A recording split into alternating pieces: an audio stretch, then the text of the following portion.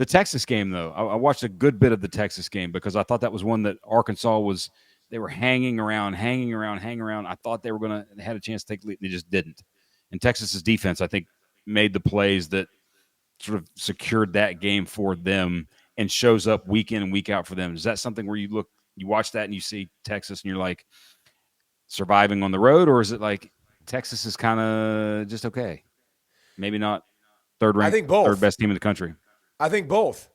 Can I think both? And I say that because I think their defense, even in the Georgia game, like if there's any other game where your quarterback's turning the football over and you're turning it over and you're setting the team up and you're getting run out of the building against a really good team, but their defense kept them in it time and time again, and they do every week. And this is not an explosive offense. Like this is not an offense that they don't have Worthy anymore. They don't have the playmakers out wide. Like they don't have the speed that Sark can play with and manipulate. They don't have the running game. But, Ewers has been playing very effective. He's been not turning the football over, and they're not sexy. But you're right. They're going to play good defense. They're going to do a great job, especially in their secondary. They're not going to give up explosive plays, and they're one of those teams that can win it. Like they can put a few games together. They can play a few different styles, and they can win this whole thing. I will say, watching the game though, and the plays that Green made for Arkansas, or that he could have made, Texas A&M is going to be very interesting for them because a lot of the same things, a lot of the QB run game, and Texas A&M's defense versus what Arkansas's defense is. I think that's a step up. I would almost lean A&M, especially being at home in that game. Can I say this right now?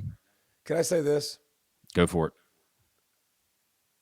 When I watch Taylon Green, I say if that guy goes in the portal, I think he's going to make a lot of money.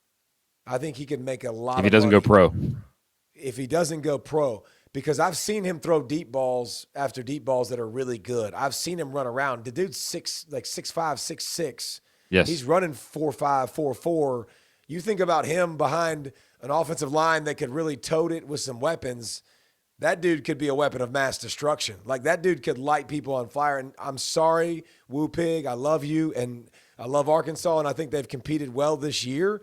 And I hate to say that, but that's kind of the world we live in. You look at that guy, man, he's got some special written all over him. And he's done it in multiple games, and he's been banged up like crazy this year. And you see the toughness, continue to show itself. But I feel like he's got some of that, Brent, where I say that's a guy that people might look at and say, he could be our dude with his athletic ability and his throwing ability. And I know he transferred from Boise, to Arkansas. Already. But so that dude he's got some good written on him.